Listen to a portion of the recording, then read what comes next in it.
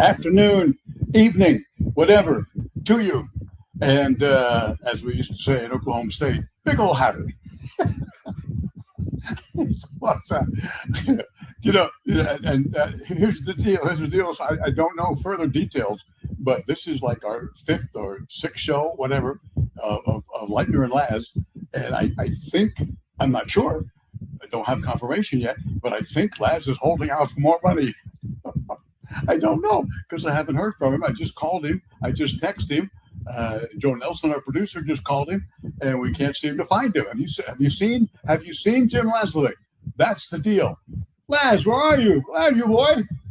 And he just hasn't shown up. It's very unlike a professional player, and I mean this sincerely, fascinating to me, and very unlike a Penn State guy. When the buses were outside for Aztec football, 5 of them, and at the hotel to go to a game, I would go on, and they'd have times for the staff, and when the offense and the defense and so forth would have to go on the bus to go to the stadium that particular Saturday, sometimes Friday now. And no matter how early I went to the bus, Rich Ornberger was on it. And I thought to myself, that's a Division I Penn State Joe Paterno kind of guy, as in, and not a fanatic, as in if you're 10 minutes early or late, that kind of stupidity that Martinet type coaches pull. I never respected that. I thought that was nonsense, and just trying to be a Bo Schembechler or Woody Hayes or any other type like that in the old days. But Rich just was that. He was a professional in that way. And I'm not saying Laz is not a professional. That's why I'm surprised that he's not here right now, because he's a Penn State guy, a Joe Paterno guy, and a professional in the National Football League. And so I'm concerned. Have you seen Jim Laslavic anywhere in San Diego County? I'm sure he's fine. Joe Nelson will be with me. He is here, our producer and host of the listen to me of the Producer Joe podcast, which was actually the genesis of Leitner and Laz, because Joe had asked me to come on his long-standing sports show. The producer Joe, almost said Father Joe. That's why I slowed down for the late great Father Joe Carroll, who I loved dearly, the Monsignor who we lost years ago, who was a great Padre fan, a great kind of a addition to the Padre family. And in fact, when I went to, speaking of Father Joe, a Bronx boy, a homeboy for me from the Bronx, and when I went to the induction of Jerry Coleman into the broadcast wing of the Hall of Fame, John Moores had given his plane, his private jet, his Gulfstream jet, which is just the Cadillac, as it were, of private jets. Just an amazing, amazing machine. And John had his own, and he gave it to the Coleman family. This is so John Moores. And I don't think I'm speaking at a school that anybody would, or John would care, but John would never say, I assure you. But he gave his private jet to the Coleman family to go into upstate New York. There's no little airfield or no runway near Cooperstown, which is amazing considering how many owners of baseball teams have private jets. So you would have thought over the years they would have extended a runway or built a runway that private jets would be able to come in on, that don't have to use as much space as a commercial jet in terms of 1,000, 1,100 feet, whatever, like the airports, normal airports. But still, you have to go into Albany, fly into Albany, or fly into Ithaca. And I forget which one we did. But when I say we, I did not go commercially because Jerry and Maggie asked if I would like to go on John Moore's private jet with the family and close friends to go to his induction into the broadcast wing of the Hall of Fame, which I was incredibly honored by and privileged to do, and felt so warm and fuzzy that Jerry would do that, and Maggie and Chelsea for me. And I only bring that up because Father Joe Carroll and a friend of his was on the flight back from either Albany, Ithaca, back to San Diego. And I miss Father Joe. He was a wonderful, wonderful guy. And when I was doing my talk shows on KFMB in the afternoon, and the Catholic Church scandal was at its peak of all this sexual activity and law breaking and what have you, and I called Father Joe and I asked him, what do you think about this? And would you come on my show? Because it's sports, it's non-sports show, and whatever you want to do. And if you don't want to talk about it, because obviously it's heavy criticism against the Catholic Church, I fully understand. And Joe said, no, I want to come on. I want to come on because it besmirches all of us. All of us. Everybody in that wears the cloth is being whitewashed by this brush, a wide brush, probably just the tip of the iceberg, and not just the United States, but every country in the world for 1,000 years or more. And so I absolutely want to come on because it insults me, and I want to talk about it. And Joe came on that day, and we talked about it.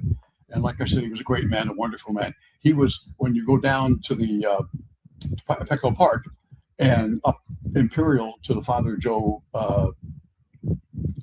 homeless shelter there, the apartments or whatever they call them, he was having a fundraiser to build that years and years ago, and sitting on a little lawn chair with some assistants on the what was then the empty field, which is now that facility.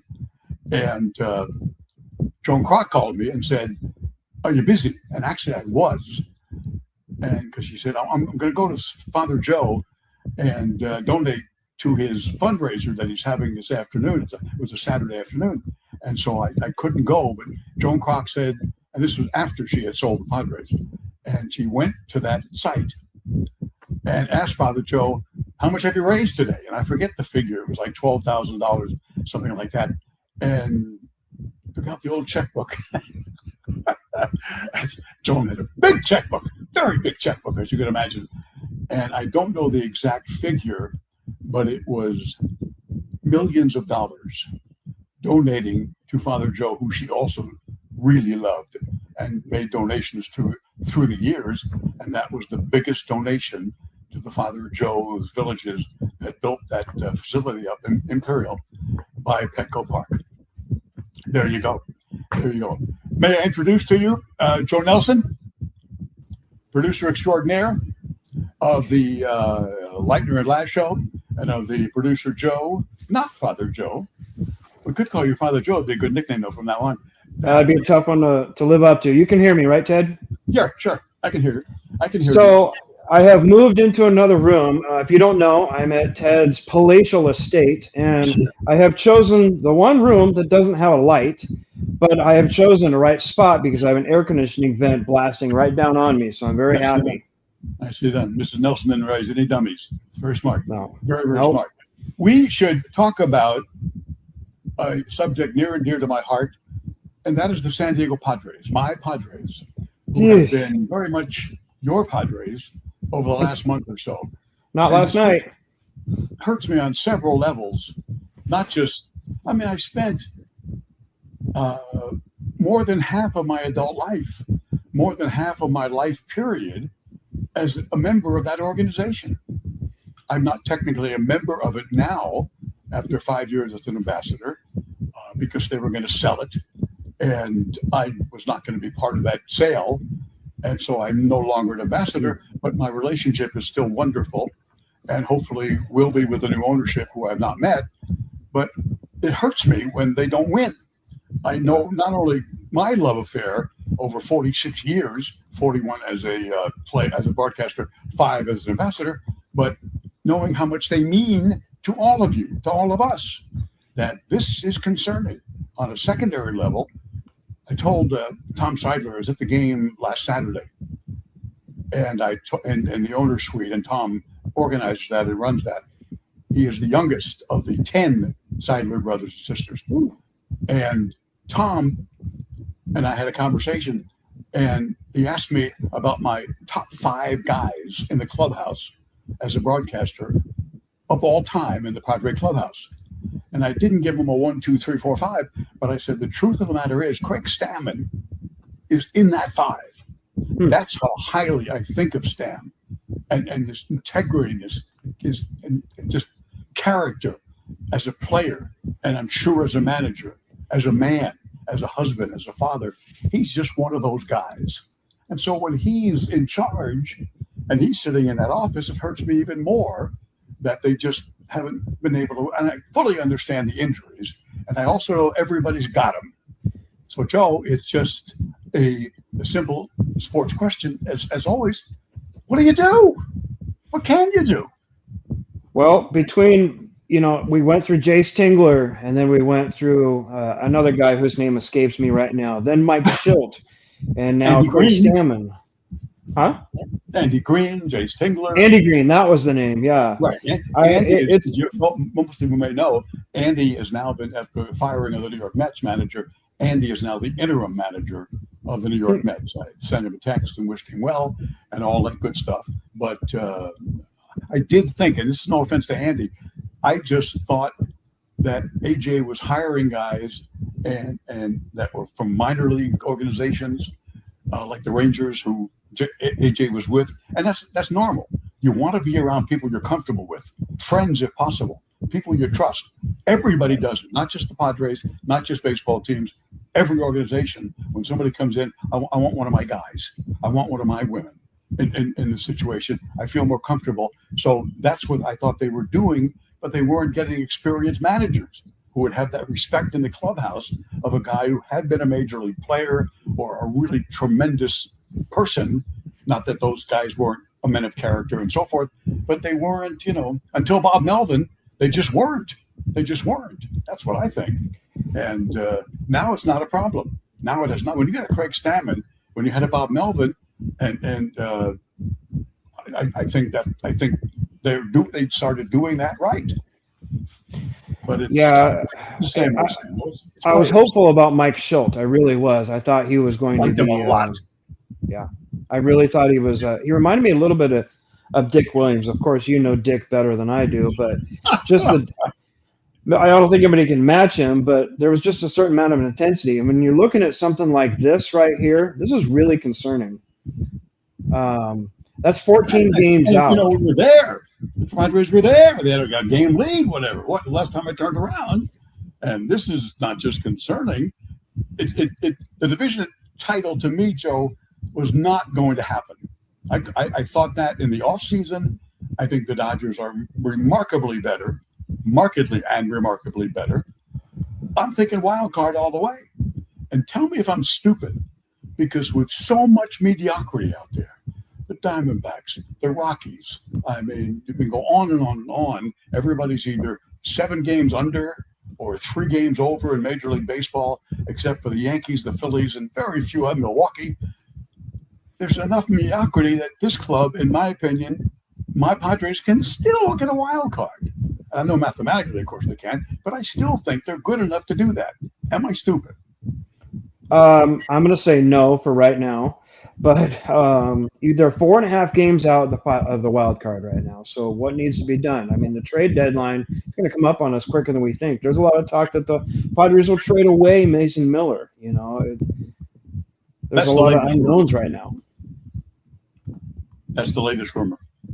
And by the way, if you're a Padre fan and you're a baseball fan, and I've said this before during Padre broadcasts back in the old days when I was on it, that no franchise in Major League Baseball, not even the Yankees with Goose Gossage and then Mariano Rivera and others, no one has the list and the achievements of closers like the San Diego Padres. It's uncanny. Sure. I don't care. Small market, medium market, large market. When you're talking about Raleigh Fingers leading into Goose Gossage and Mark Davis and Heath Bell and the #1 Hall of Fame guy, all-time leader in National League saves, Trevor Hoffman, and Mason Miller being just the latest and greatest of that, though he hasn't done it. They haven't had him that long. They got him in trade like they did Mark Davis and Raleigh Fingers and Goose Gossage and so forth. And they have not been homegrown. No, they got Heath Bell from the Mets for like a bag of baseballs. And Heath was terrific. They had Houston Street, who was terrific. And you cannot touch anybody in another team, cannot tell you that your team, the Padres, hasn't had the greatest list of closers of all time in Major League history. Can't disagree with that.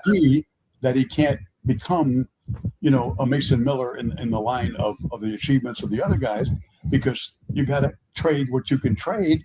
And Manny's contract is untradeable. Tati, his contract is untradeable. And I mean, who else? So when you get down to it, AJ could sit here and say, well, who do you think I should trade? Who would you trade? What have I got that I can trade from the standpoint of contracts and moving those contracts? That's the deal. Yeah. Yeah. If any of our viewers right now have any comments, please comment to the show. Tell us what you think. Padres got a chance here, guys? Girls? It's like a talk show. I remember radio talk shows. You remember those? Mm-hmm. You did a few. You did a few. They couldn't see you. They couldn't see you. And speaking of see you, I have this honoring my Aztecs, who I also served for 30 years, yep, as well as the Padres are 41, and I'm proud to say that. I am indeed. The turquoise for the N7 of Nike for the Native Americans, when they honor the Native Americans in this area. And it is rich with Native American history, as you know. And the Aztec team wears this under Steve Fisher, wears this under Dutch for one game at home per year. And I am proud to say I actually bought this. Wasn't a freebie. But my rule is, if you're going to be in this business, Joe, if you can't get free stuff, what the hell's the point? What the hell is the point? But I love this one so much that I went online to the Aztec store and I ordered it after seeing it for the first time. And they always won those games, the N7 games. And I miss that. I miss all of it. I'm sure. That's okay. But at least, as we talked about before, Joe and I am here to enjoy missing the Aztecs and the Padres, and my time doing the Clipper television here, and the Philadelphia Eagles, and Oklahoma State, and the University of Oklahoma, and who else? Who did I leave out? Doesn't matter, because I'm still here. That's a heck of a deal. When you can lament the fact that, I miss it so much, everything about it, being around the fellas, being with the guys in the clubhouse, around the batting cage, in the locker room, and all of that. But at least I had it. That's the line that I always use, Joe, is that when Abbott and Costello, the great comedy team, some of you are too young to know who they are, but they were really big in the 40s and 50s in radio, and then from vaudeville to radio to television, and then the movies. Actually, before television, they were in movies, and very, very funny comedy act. And when they broke up, Costello started to use the line that, yeah, I'm a has-been, but look where I has been. And that's the line I'm using now, is that, yeah, I'm a has-been, but oh my God, the things that I got to do, the places I got to go, the amazing people of character and integrity, these players that I got to meet and be around, and some call friends, or at least acquaintances, and learn from them. That's a gift. That's a gift. Well, I have to throw out a shout out here. I got a notice on Twitter. Aaron Viscara is watching. Really appreciate that, Aaron. Thank you so much. Thanks for watching. Thanks for contributing to the show via Twitter there. I actually saw they're not tweets anymore, I guess, technically. They're posts on X, the former Twitter, but everybody keeps calling them tweets. I saw one from Aaron that wished me happy birthday tomorrow on my 80th birthday. And I posted a reply. Saying, Aaron, thank you, but you're rushing it. Don't rush it. It's my 79th, not 80. I'd like to be able to have that 80th. You never know. You take it, as they say it, like players say, take it one game at a time. They say take it one day at a time. When you're this age, you don't buy new socks, you don't buy green bananas, same old crap. But thank you, Aaron. I appreciate that very much. And it is great to be alive. From a chronological standpoint, my family genetically is ripe with heart disease on both sides, my mother and my father. And no one back then lived past 70. And I assumed, based on that I would probably, my mom died at 70, my dad at 65, had long-term high blood pressure, terrible temper, along with that high blood pressure, not a real good combination, and was an interesting person. I'll leave it at that. Just an interesting person. I used to when Jerry Lewis was, not to not drop names, but Jerry Lewis came up to the booth one time with me and Jerry Coleman, and not because of me, more because of Jerry Coleman, because Jerry grew up in New Jersey, near Newark and Irvington, New Jersey, outside Newark, and so he knew Jerry Coleman. So we get a call one day that from the executive that listen, Jerry Lewis he gets out of Las Vegas in the summer and he lives on his boat down by the Marriott Marina here in San Diego. He wants to come up and sit with you and Jerry Coleman for the game. Now you have to understand, of all the heroes I had and people I loved in entertainment when I was a kid, it was Jerry Lewis, number one, Ray Charles, number two, and then I'm sure there are many, many others after that, but those were the top two. And it never changed. It never changed.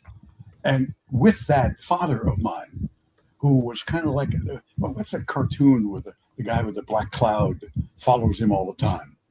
That was my father. It was a black cloud. Is that Droopy? Huh? Droopy? No, I don't think so. I can't remember it.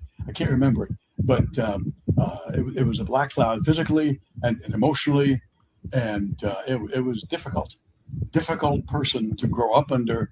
And it's like the comedian John Mulaney says, whose father was similar. He tells the story that we're all in the back seat. The kids were in the back seat, and we're all saying, "Let's go to McDonald's. Let's go to McDonald's. We want McDonald's. We want McDonald's." So my father passes to McDonald's, and he pulls in, and we're going, "Yay, yay!"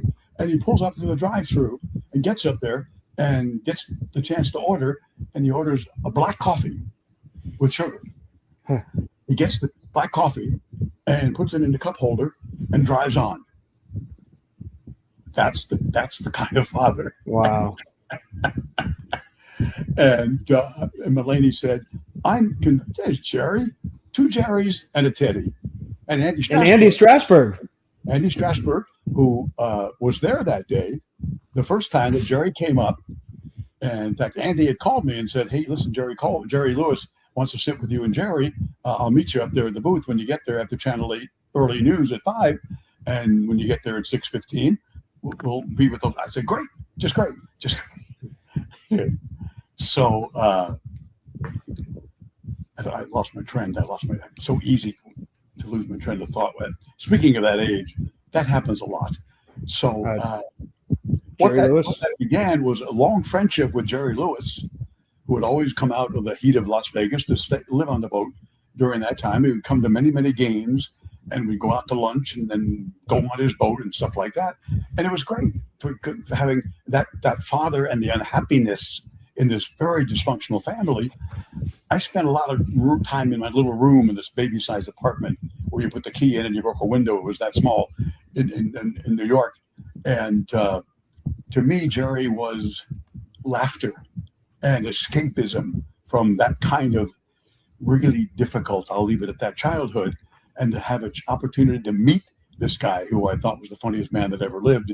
And then some of it, when you're older, it doesn't hold up, and you're not laughing as much when you're not 10 years old anymore. Though I didn't tell him that, because he was very mercurial, and I think very troubled. He told me the story one time, and he had a father who, again, no praise, never any kind. Joe, I don't know about your family, but you can jump in with your, whether you were lucky or not. My mom was an angel, so I was half lucky in terms of the parental thing, but with my father, it was not. So Mulaney would always say, I believe that my father loved us, but he had absolutely no regard for our happiness and our self-esteem. And I think that's what I had from that generation that never said I loved you and never showed any affection. He did not show, never put a hand on my shoulder, an arm around me. Mud Grant and I took a walk when we came to New York City one time to get in the Padre Hotel on a road trip, like at 2 or 3 in the morning. And while we're waiting for the luggage truck to come from the airport, Mud says, take a walk. So we take a walk, and Mud's talking about his problems, though you can never tell Mud has problems because he really, really is amazing. Not just, type B and never complains and always smiles, but he keeps his problems to himself. But we're close enough friends that we would take these kind of walks and we talk about our problems. And in the course of this conversation, walking around the streets of Manhattan, I told Mud a story that every Saturday, my father would go in and take a nap in his bedroom.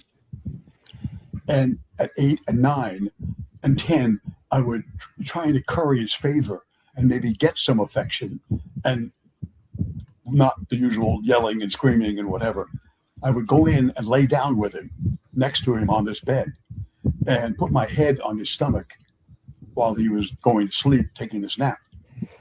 And I mentioned to Mud not one time in laying down next to him did he bring a hand up and put it on my back while I was laying my head on his stomach, or put it on my hair or my cheek or wherever. Never. Now maybe he did when I was 1, 2, 3, 4. I don't remember. I'm sure he did, based on little toddler cuteness and all that stuff. But older, no, never, and not to my brothers. And so I tell Mud this story, how he never would touch me while I lay down next to him before he fell asleep on this nap. And while I'm telling this story, I see Mud has tears in his eyes. That's the kind of guy he is, and how that impacted him, because Mud's father was not like that. And he had such empathy for me that he was about to cry in just hearing that story. Wow. And I know a lot of people out there have the same kind of impact on a parent or both parents, that, you know, you spend 18 years with them and then you spend the next 50 or 60 trying to get over it. Because there's no course for that. You know, Fatherhood 101. You do it, you do the best you can. We all do the best we can. But back then, way back then, it was tough. It was difficult, not just physical corporal punishment, which was in vogue then. And in their defense, they thought if they weren't beating the hell out of you, they weren't good parents. So it wasn't a matter of, you know, being woke and go back there and say they were terrible parents because they beat us and this and that. Almost everybody did, because they thought kids needed that. And It's not in vogue now, but it was in vogue then. So it's not right to criticize them for that. But the lack of affection and stuff like that, it's hard. It's hard. Well, I don't know that I get talking about our Padres. Oh, God. Because my concern is not about my childhood, though it has left some incredible scars. And that's what my friendship with Jerry Lewis was such, that we would play a game of whose father was worse. Because his father was in vaudeville, and they would leave Jerry by himself, or with an aunt or a cousin when they go in their car to appear at all these places in vaudeville and all these theaters and what have you in vaudeville. And Jerry was alone. He was a spare wheel. He was with some aunt and uncle who ignored him and you know, didn't do it. And so, and between that loneliness and no siblings, no brothers or sisters, he grew up and it really, really affected him. Oh, I'm sure. I can't relate to that, but yeah, I'm sure. Yeah, I'm glad you can't relate to it. His father was Danny Lewis, who was a singer and so forth. And Jerry had a very, very difficult time, and as a result had a difficult not just childhood but adulthood, because of the impact that all had on him during that time. And so he would never get a good word. And same with me. I told my father, I want to be a broadcaster. And I say, and I quote, "How? You have no discernible talent, and you can't carry on a conversation?" It was just brutal. And for some reason, I just ignored it and thought, screw you, I'll go do it. He never lived to see me do it. Yeah. And I don't begrudge him for that. But it's difficult. When you're young, that's soul crushing. When someone tells you you're no good, you're stupid. And he would do that. You're a moron. You're stupid. Well, my parents weren't like that, but I sure had some friends who were who filled that void. A little bullying, but that's okay. Hey, better bosses than friends. Better friends than bosses. Sure. I want to lighten the mood a little bit here, so I wanted to let you know that the missus and I got you a happy birthday bear claw from Mary's Donuts in Santee. And they sent you a sticker. They know about you there. But Amy and I wish you a big happy birthday. I appreciate it. I do. And we do have a comment to the show. And then I have a few comments that got emailed to me, if you don't mind me going through those real quick. I don't mind at all. Okay, so we have Califaz tuned in from beautiful Oceanside, California. Hey there, thank you so much. Appreciate you tuning in. And then here we have I believe it's Jeff. How did I figure this out? Jeff Tennis Man, I believe he's a tennis photographer. But anyways, he likes the new intro. He loves your personal stories that you and Jim do share. He does have a question. Does Ted still have Tony Gwynn's Lap archived on your phone? And if so, in a future episode, can you play that? Darn it. Darn it. Darn it. Darn it. See, this is the kind of thing when you get older, if you don't write it down.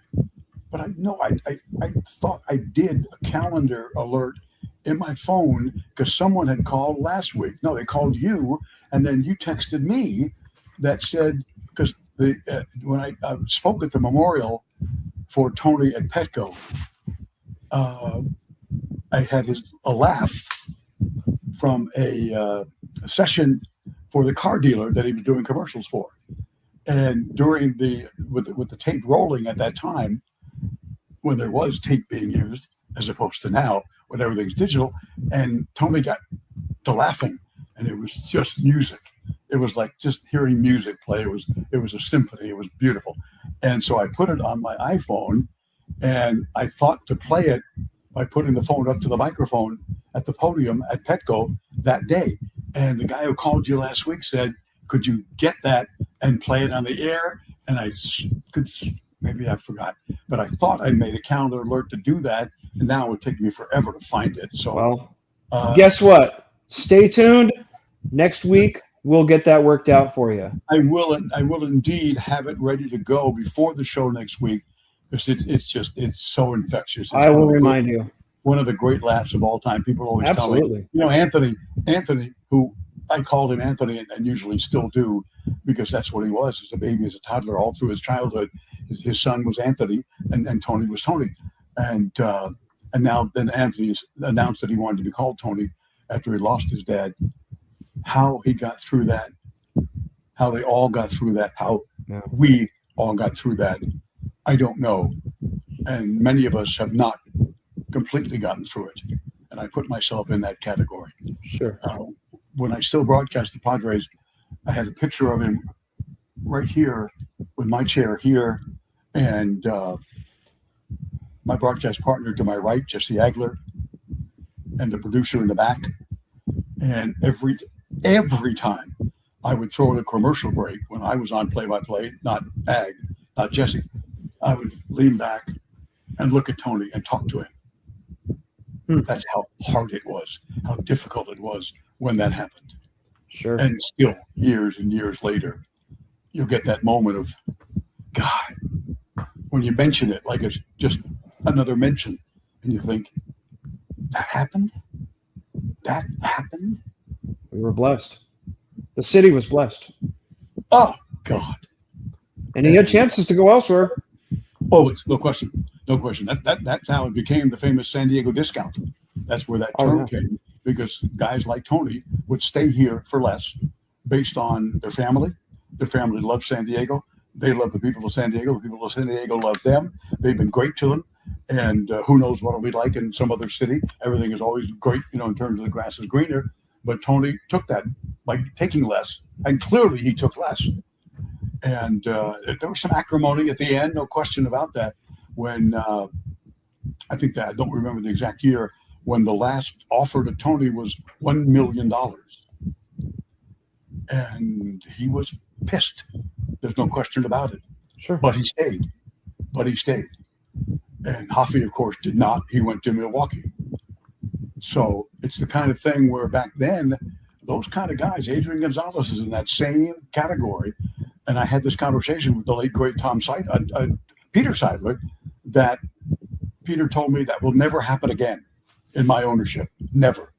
There will never be a Tony Gwynn or Trevor Hoffman or an Adrian Gonzalez or any guys like that who will be allowed to leave as free agents.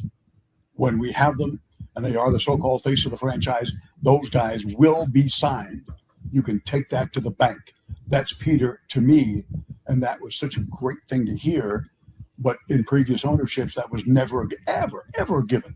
Never a given. And Yeah, seeing Trevor in a Brewers uniform still ticks me off. I understand, and you have to also understand that at that time, as I think back to that period, Jeff Morad was the interim owner, because John Moores had made him the interim owner, gave him and his CEO, Tom Garfinkel, the full power to continue to run the team as they waited for the Major League Baseball owners to vote on whether or not Morad would be allowed to buy the franchise, which turned out to be no frickin' way. NFW, no. And John was pissed. And I'll tell you what happened there. Bud Selig, who was the commissioner at the time, had told John, had reassured John, we'll get this done. That was the reputation that Selig had of being a great communicator and a great builder of I don't know what the word is, consensus builder among the owners, to be able to get with them, hobnob with them 3-4 at a time, whatever it is, a couple of phone calls to other guys that are holdouts, and get them to come on board with something like that, something big, whether they're talking about revenue sharing or dealing with collective bargaining. The deal was Bud was really good at that. And I had a decent relationship with Bud Selig through interviews through the years. And quite frankly, I know he wiped out the World Series and the playoffs. He wiped out Tony's quest to hit 400. He wiped out Williams' chance to go for the home run record at that time with the Giants and all of that. And Padre fans hated him for what he did in that 94 season, when they kept negotiating, wanting the players to go on strike, and intended to keep them out on strike until they could break the union. That was the game plan for the 47th time. But I think it was during that time that Morad was in charge when they did not re-sign Adrian Gonzalez. And that's what Peter Seidler asked me, what went on with that?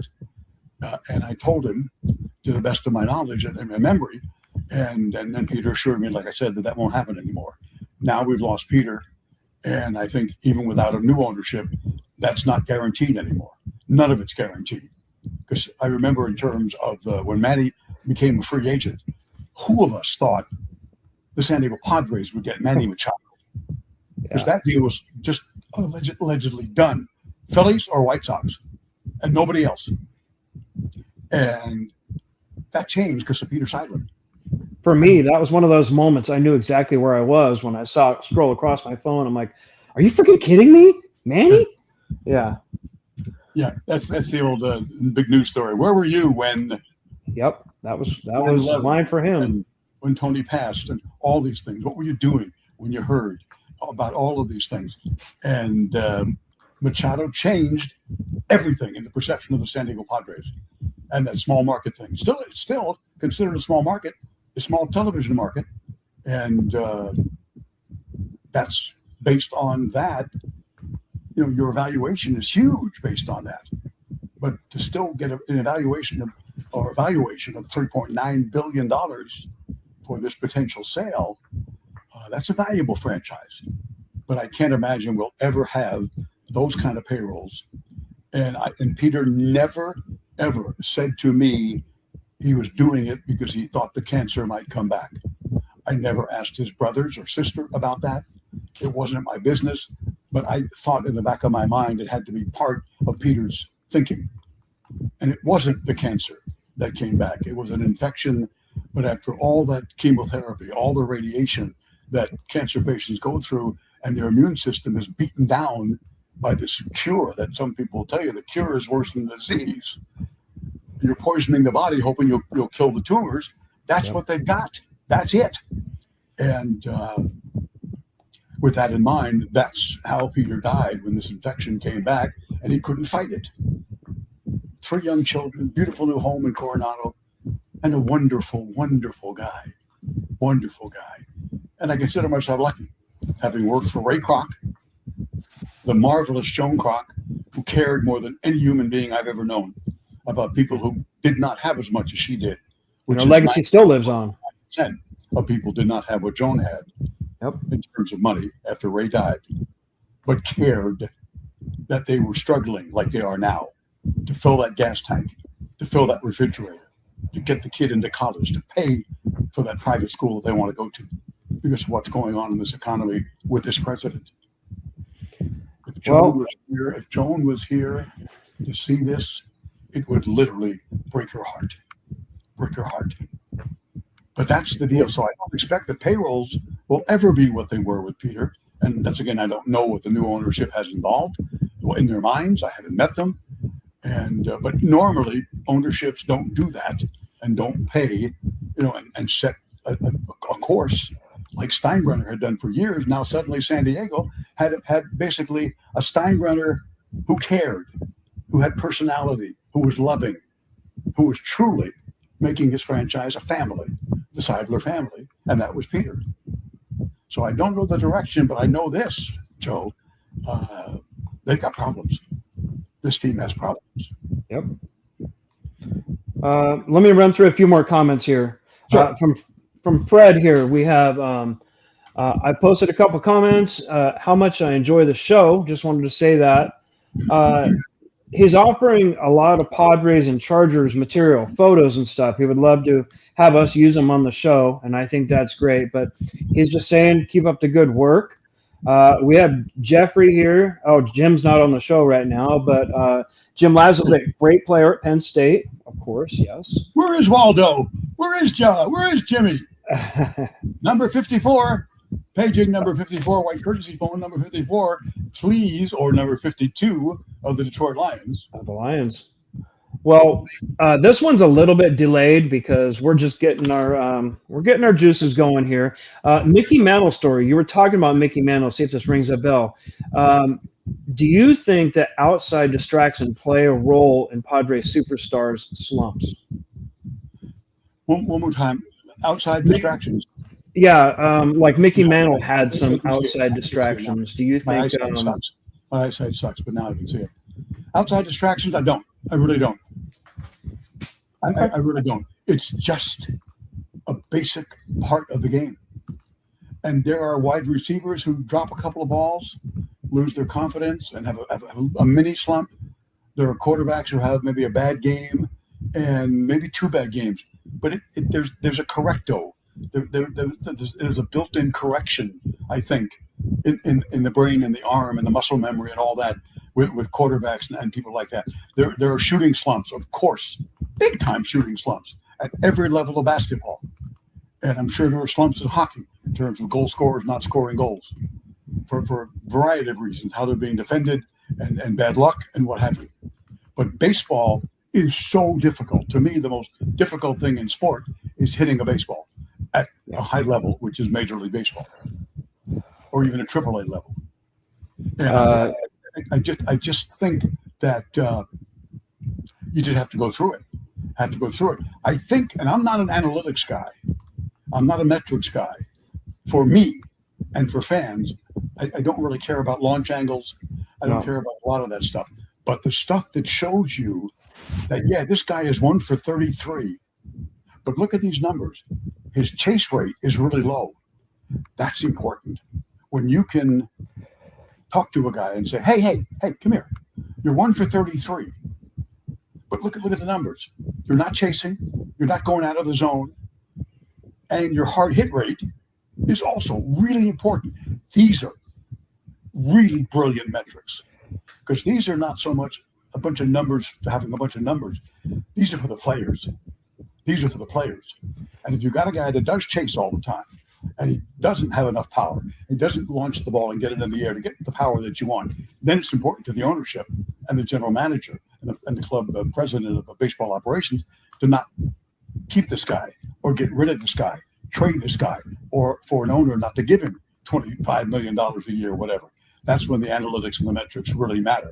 But the ones that can be told to a player who's in a slump nowadays, that's a tremendous, huge tool they did not have years ago. And that's why they gave these guys watches when this first came in, and they could look up all these numbers and see what my numbers are and if I'm chasing and so forth. And you can tell a guy, look at this, your hard hit rate is awesome.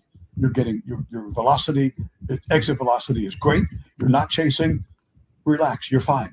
You're doing a great job. You're hitting it hard. People are catching it. That's part of baseball. Don't let it get to your brain. Don't. And I think that is huge that players, 15 and 20 years ago did not have.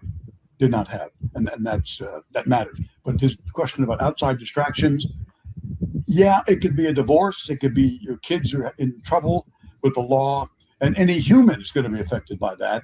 And whether that would carry over to a slump or playing badly, possibility. But I think most slumps are slumps. And the great players don't have much of slumps. The Tony Gwynns, the Wade Boggs, the guys like that, they don't have extended and protracted slumps because they just have more talent, more skill, better eyesight, all that stuff. Well, I have two more comments here I want to run through. This one here, I wonder if the new owners will have buyer's remorse. I don't think so. I think I think they're well into it already, and I don't think that's going to be a problem personally. There's no reason to have buyer's remorse. This is a blip. This is a Padre. It's not even a losing streak. It's a 1-game winning streak, quite frankly, right now. Yeah. But it did follow an 8-game losing streak that followed a 4-game winning streak. That's so baseball. That's the way it goes. Ins, out, ebb, flow, all that. That's what it does. Every team, every year goes through this. And that's why I said I don't want to sound stupid and I don't want to sound like an ambassador because, like I said, technically I'm not. Do I love this team, this franchise? Yes. After 46 years with them, like I said, I'm going to be 79 tomorrow, and yet I had 46 years with one organization in baseball. I love everything about it. And I've loved the owners and dozens of executives, including now. So I want them to do well because a lot of people's happiness is tied up in my community. Those people who gave me a career, it wasn't just bosses and executives. If the people don't watch and listen to you and tell your bosses, I eat okay. I hate his guts, but I still watch. I still listen. Then you can have a job. And that's why I always say, even the Trumpers who hate me now because I have gone on X because I couldn't help it. Because I believe that I never fought for this country. I had military service, but it was not in combat. Or it might have been, but it was not. And I served my country, but I did not serve in combat. So if it came down to me dying for my country to save freedom and democracy, I would do it. That's how seriously I take politically what's happening now. And it is in politics, I'll say that. It's not Democrat, Republican. It's not conservative, liberal. That's not what I'd be talking about. I'm talking about a sick man, literally sick, pathological liar, demented, doesn't care. As Lawrence O'Donnell says, the great commentator on MS Now, the stupidest man to ever hold the office. And I truly believe that. Starting a war for no reason, not even planning it, doesn't know how to get the hell out of it. Started bombing again yesterday and saying the ceasefire is off. Do you know the impact that has on the economy of this country and the world when you make a comment like that? You can't be that stupid. Presidents make a comment like that and the markets go down. Of course, other presidents didn't then buy stock knowing they were going to change their mind 2 days later and then buy the stock and have the market go up and make millions of dollars. That's just a recent thing. So when I speak out about this situation on X, and I don't normally do very much of it here because I don't want to beat you you got enough of it out there from other commentators. You don't need it from me. But this is a threat to our society. This is a threat to the greatest country in the history of mankind. And then, by the way, George Washington told intimates that he thought this experiment in democracy would last 25 years. That's what he thought. This lasted 250. Hey, we got a surprise. We have made our founding father, President Washington, proud. We have done a magnificent job.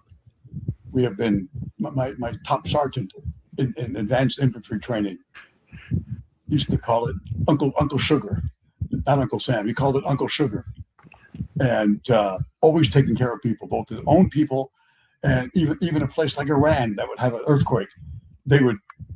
Americans would send help no matter where you were. Beat the Japanese, beat the Germans, help rebuild their country. We have been Uncle Sucker forever and Uncle Sugar. and it's just the greatest country in the world. So as a mea culpa, I had to speak out against Trump because he is evil. He has no regard, no regard for the Constitution and for freedom. And I haven't made a comment like that since I believe Jim and I had our first program. Hi, Ted. I'm here. Hi, Ted. I'm so glad you're okay. We were wondering if you were in an accident or something. You okay? I was in a coma. I got the S on. What were you talking about? What? You were talking about all these words that started with S. I showed up with an S zone shirt on. It's S. Anyway, it's good to see you, Ted. Is that S for state, as in Penn State? Yes, I know. We are. Thank you, Penn State. We are. I love that. Penn State. I've only been there one time, and it was a problem because the Aztecs played there, Jimmy, and this guy who's gone on to some decent years with the Giants and the Eagles was running that day, and the Aztecs did not win. His name is gone out of my aging brain, but you know who I mean. Number 26 of the. There were some decent players who passed through Penn State at running back when I was there. A guy named Franco Harris, along with Lydell Mitchell. Lydell Mitchell he was faster than Franco. And another guy who couldn't crack the starting lineup and had a 10-year NFL career with the Chicago Bears was Tom Donchez. I don't know if you remember Tommy, but Tom was huge as a handful and good, and Franco was better, and Lydell was just as good. So I used to always get the question, why did Penn State turn out so many linebackers? I said, well, look who we practiced against every day. And John Cappelletti was a sophomore on the team when Franco and Lydell were seniors. He couldn't crack the lineup, so they put him at defensive back for a year. And then 2 years later, he wins the Heisman Trophy at running back. We had some running back talent. And so you tackle them every day in practice, you got to be pretty good. I never told you. I don't think I told you. When I was in Hartford working for the Post-Newsweek Company at Channel 3 in Hartford, huge signal, big audience, biggest audience, fairly small market, but the audience is just huge that I've ever had as part of a newscast. And the Hartford, was it the Hartford? Or I think the Hartford, which is headquartered in Hartford, the insurance company, hired me as an MC for a speech by Franco Harris. Oh, wow. And Rocky Blyer at the auditorium for the employees of the Hartford. Very nice. Yes, and I was paid handsomely. I can assure you, Franco and Rocky were paid a lot more. Of course, Rocky served our country and was shot up a little bit and lost part of his foot. An incredible story. If those of you who are too young to remember Rocky Blyer, he played at Notre Dame, and then he played with the Pittsburgh Steelers during their Super Bowl run, where they won like every other year. It seemed like they would win, every year. But what an incredible player and American Rocky Blyer is. That's why I mentioned I served. It was Army National Guard where I first went in 1968, I believe. Yeah, and. And those units, my unit was an infantry unit. So you weren't safe. You weren't safe because those units were called up together to be an infantry replacement in Vietnam. So you took your chances that you may be called up, and if you were, you go. And I intended certainly to do that, or I could go to prison if I didn't. So I was not called up into combat. Yeah. That's why I mentioned that. I had military service, but I don't talk about it. I don't talk about it. Whenever they had that announcement, I forget what inning it is, the Petco, where those who've had military service, please stand to be recognized. I've never stood up. Because when I was in the booth with Jerry Coleman, he never stood up when they did that. And I would always say, hey, stand up. Jay, stand up. Yeah. So no, I don't have to. Yeah. And he never wanted to call attention to his military service, though it clearly was talked about very much. I've heard you talk about that with that aspect of your partner, that he had an incredible military career, served our country. He did, and never spoke about it. Never. And always told me, listen, people are telling me that you're talking about me on the air. I'm not a hero, Ted. Only the guys who didn't come back, they're heroes. And I would say, Jay, listen to me. The work that you did made sure that you saved the lives of guys on the ground while you're in the air. You saved the lives of guys with you, your wingmen, whatever, in your formation in the air with the Marines in both wars. So by doing that, in saving those lives, you are a hero. That's right. And you don't need to come back in a coffin to be a hero to me. And he would dismiss that, but I really believe that. Yeah, I that's well put. really believe that. I don't know how much time we have, but I want to mention he was in formation around not Iwo Jima, but Ichijima in the same area. And he sees a little flash of light. It's great eyesight, just like Ted Williams, just eyesight. I'm Tony Gwynn, eyesight like 2010, the eyesight's of a hawk. And he saw the flash. He didn't know what it was. And Jerry told his wingman, I'm going down there to see what it is. And he goes down there and he circles this little island. And these guys, airmen who had been shut down, and the only thing they could get was a piece of broken glass. And they were using that to use it against the sun to send a signal to any planes that came by. And Jerry's was the first plane that came by. And they're jumping up and down and they're just waving their arms. Their life is on the line. They're this close to being killed if the Japanese patrol comes by. I don't know what's wrong with my throat. Old age. Jerry phones in, 2 airmen down, gives the coordinates where he is. They're going to send the PBY, the flying boat, that comes in and lands on the water and to pick him up. So while he's waiting for the flying boat, Jerry locks his machine guns, and he continues to fly low around in case a Japanese patrol comes in. He's going to swoop in with the machine guns to save these 2 guys, to keep them off, keep the Japanese patrol off him. And he's low so he can be shot down with small arms fire if there is a Japanese patrol, and they're all over that area, all over. Those are Japanese, darn it, Japanese-owned islands. And it goes around and around and around. Now the PBY comes in a half hour later, lands, frogmen in the water, get these guys, go on a little Avon or Zodiac, right, and get these 2 guys and save them. And I would look at Jerry when he told me that story. Exactly. And I said, and you're telling me you're not a hero? Are you kidding me? Jerry, do you know, like at the end of Schindler's List, when they're all at the cemetery and all the survivors of Schindler are coming to the cemetery, and there's hundreds and hundreds and hundreds, and because of the people that Schindler saved in Nazi Germany, they went on to have families, and they had more kids and more kids and more kids. But if Schindler doesn't save the lives of the original people, it never happens. Don't you realize those 2 airmen went home? They got married. Yeah. They had kids. Those kids had kids. And those people in that family would not be alive were it not for Colonel Jerry Coleman, Lieutenant Colonel Jerry Coleman, who was actually a major at the time, but whatever. And he was just, I don't think of it that way. Well, we think of it that way, Jay. We think of it that way. Amen. Amen. Oh, boy, I'm telling you, that was just unbelievable.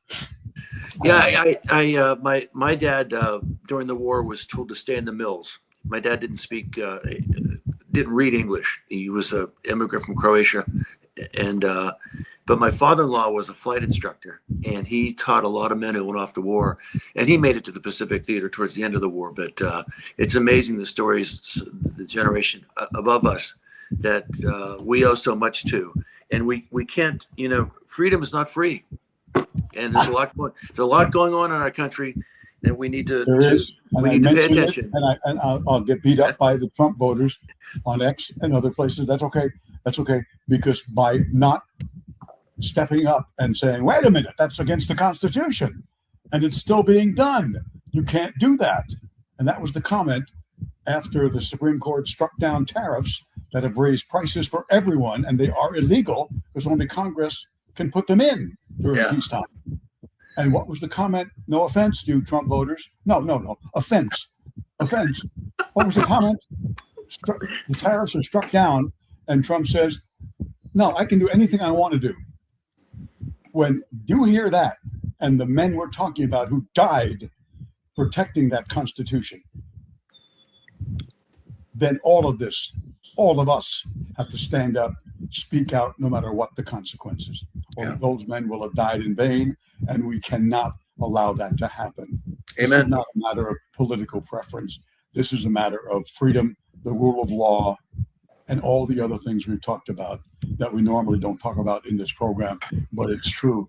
And if I talk about Colonel Coleman, then I have to say we have to do whatever we can do and not have our grandchildren 100 years from now say, dictatorship, how did it happen here? That's impossible. How did it happen here?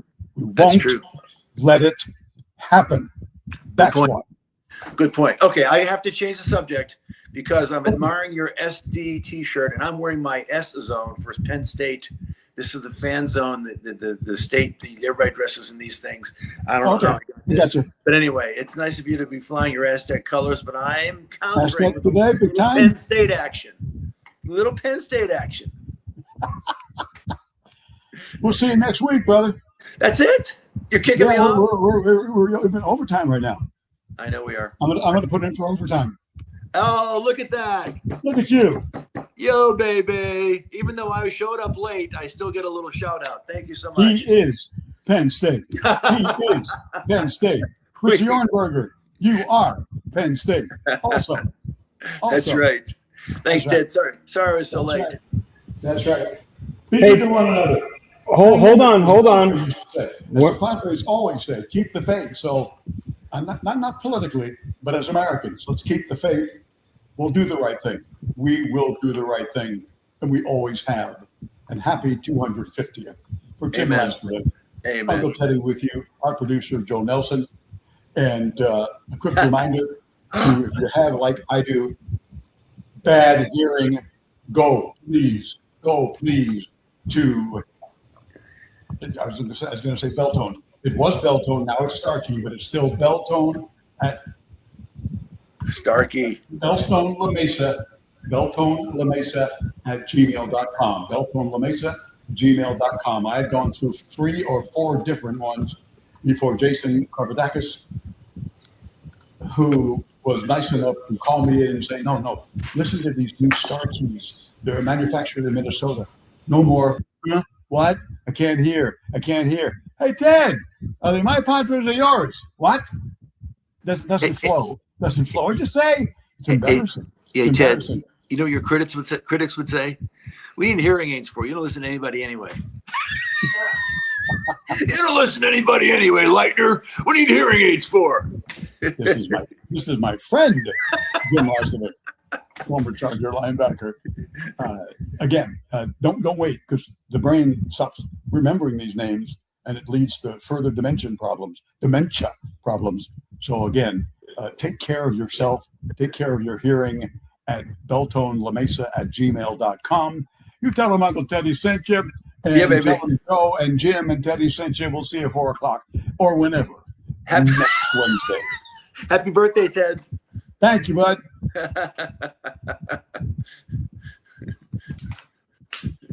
Thank you. Thanks, Ted. Something tells me you didn't need me for the first 50 minutes anyway. We always need you. We always miss you. Brain dead. Brain is such a terrible thing to waste. We're preaching to an older guy right here.